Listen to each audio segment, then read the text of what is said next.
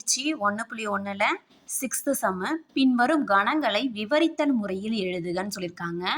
விவரித்தல் முறை என்னன்னா, இங்கே வந்து இங்கே வந்து ஷார்ட்டாக கொடுத்துருப்பாங்க. அதாவது பட்டியல் முறையில் கொடுத்துருக்காங்க. இதை வந்து விவரித்து எழுதணும். இது எப்படி வருது, இது என்ன அப்படிங்கிறத விவரித்து சொல்கிறது தான் விவரித்தல் முறை.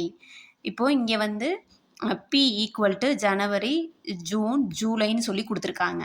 இது வந்து எப்படி எழுதணும்னா விவரித்து எழுதணும். எப்படி விவரிக்கணும்னா இதை செட்டு இல்லாமல் எழுதணும். விவரித்தல் முறைனா செட்டில் கொடுத்துருப்பாங்க, செட்டு இல்லாமல் எழுதணும். அப்போ P = இது வந்து எல்லாமே எப்படி வந்து ஸ்டார்ட் ஆகுது முதல் எழுத்துனா ஜேங்கிற, அதாவது ஜனவரி, ஜூன், ஜூலை. அப்போ ஜே என்ற எழுத்தில் துவங்கும் ஆங்கில மாதங்களின் கணம். ஜே என்ற எழுத்தில் துவங்கும் ஆங்கில மாதங்களின் கணம். இப்படி விவரித்து எழுதணும். இது என்ன, எப்படி இருக்குது, எதுலேருந்து வந்தது, இது என்ன பார்க்கும் போதே நான் சொல்ல தெரியுது, நம்மளுக்கு ஆங்கில மாதங்கள்னு தெரியுது. இது எப்படி எடுத்திருக்காங்க, ஸ்பெசிஃபிக்காக ஏன் இதை மட்டும் எடுத்திருக்காங்க குறிப்பிட்டு ஜே. அப்போ ஜனவரி, ஜூன், ஜூலை, அதில் ஜேங்கிற லெட்டரில் ஸ்டார்ட் ஆகிற எடுத்த மாதங்களை மட்டும் எழுதியிருக்காங்க. இப்போ விவரிக்கும் போது நம்ம அதை விவரித்து செட்டு இல்லாமல் எழுதணும். அதாவது கணம்ங்கிற அந்த இது இல்லாமல் எழுதணும், குறி இல்லாமல் எழுதணும். அடுத்தது Q = 7, 11, 13, 17, 9, 23, 29. இப்போ இது பார்க்கும்போது எப்படி தெரியுது, நம்மளுக்கு இந்த நம்பர்லாம் என்ன நம்பர்னு தெரியுது, பகா எண்ணுன்னு தெரியுது. அப்போ பகா எண்ணு எதுலேருந்து ஸ்டார்ட் பண்ணி எது வரைக்கும் முடிச்சிருக்காங்க, 7லேருந்து 29 வரைக்கும் முடிச்சிருக்காங்க. அப்போ 7க்கு முன்னாடி என்ன இருக்குது பகா எண்ணு, அதை எழுதணும். Q = 7க்கு முன்னாடி என்ன பகா எண் இருக்கும், 5 இருக்கும்.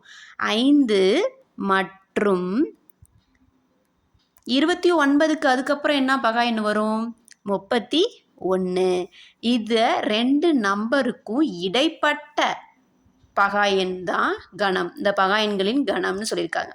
அதுதான் இப்போ நம்ம விவரித்து எழுதுகிறோம். 5 மற்றும் 31க்கு இடைப்பட்ட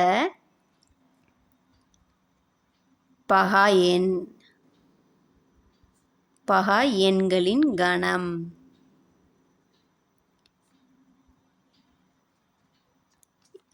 ஏன்னா நம்ம இங்கே 7 இருக்குது, 29 இருக்குது. இதுக்கு ரெண்டுத்துக்கு இடைப்பட்டதுன்னு சொல்ல முடியாது. ஏன்னா 7 வந்திருக்கு, 29 வந்திருக்கு. அப்போ அதுக்கு முன்னாடி 29க்கு பின்னாடி இருக்கிற நம்பரை வச்சு தான் இதுக்கு இடைப்பட்ட கணம் தான் இங்கே வந்திருக்கு. இடைப்பட்ட பகா எண்களின் கணம் தான் இங்கே இருக்குது இந்த செட்டுக்குள்ளே.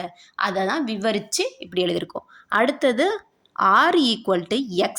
எக்ஸ்ன்னு கொடுத்துருக்காங்க ஒரு வேரியபிள். இந்த எக்ஸ் எதில் இருக்குதுன்னு சொல்லியிருக்காங்கன்னா நேச்சுரல் நம்பர்னா இயல் எண்களில் இருக்குது. இயல் எண்கள் எதுலேருந்து ஸ்டார்ட் ஆகும், 1லேருந்து ஸ்டார்ட் ஆகும். அப்போ எக்ஸ் வந்து எதுக்குள்ளே இருக்குது, எக்ஸ் வந்து 5 வரைக்கும் இருக்குது. அப்போ 1லேருந்து 5 வரைக்கும் இருக்குது. அப்போ 5க்கும் முன்னாடி இருக்கிற நம்பர் வரும். ஏன்னா இங்கே ஈக்குவல் 5 வரைக்கும் இல்லை, ஈக்குவல் போடலை. அதனால 5க்கு முன்னாடி இருக்கிற நம்பர் வரைக்கும் இருக்குது. அப்போ 6 நம்ம இப்போ இது எப்படி எழுதுவோம், 5ஐ விட சிறிய இயல் எண்களின் கணம். அதை தான் விவரித்து இப்படி எழுதுகிறோம். இது வந்து பட்டியல் முறையில் கொடுத்துருக்காங்க, இதை விவரித்து எழுத சொல்லியிருக்காங்க.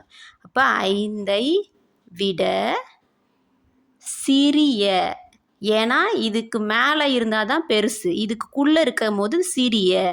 5ஐ விட சிறிய இயல் எண்களின் கணம். இயல் எண்களின் கணம் தான் 6ங்கிறது. அதுதான் அப்படி கொடுத்துருக்காங்க. அடுத்தது S = Xங்கிறது ஒரு ஆங்கில மெய்யெழுத்து. அப்போ ஆங்கில மெய்யெழுத்துன்னு சொல்லியிருக்காங்க. அப்போ இதை நம்ம எப்படி எழுதுவோம், ஆங்கில மெய்யெழுத்துகளின் கணம். அவ்வளோதான். இங்கே எக்ஸுங்கிறது அவங்களே கொடுத்துட்டாங்க என்னன்னு, இதில் தான் வந்திருக்குதுன்னு சொல்லியிருக்காங்க. அப்போ இதை வந்து நம்ம ஆங்கில மெய்யெழுத்துகளின் கணம்னு எழுதினா போதும். அது எதுன்னு அவங்க சொல்லவே இல்லை, அதனால் அதை மட்டும் அப்படி எழுதுகிறோம். ஆங்கில மெய்யெழுத்துக்களின் கணம். இதுதான் பட்டியல் முறைனா சுருக்கி எழுதுறது, விவரித்தல் முறைனா விவரித்து எழுதணும். இதுதான் விவரித்தல் முறை.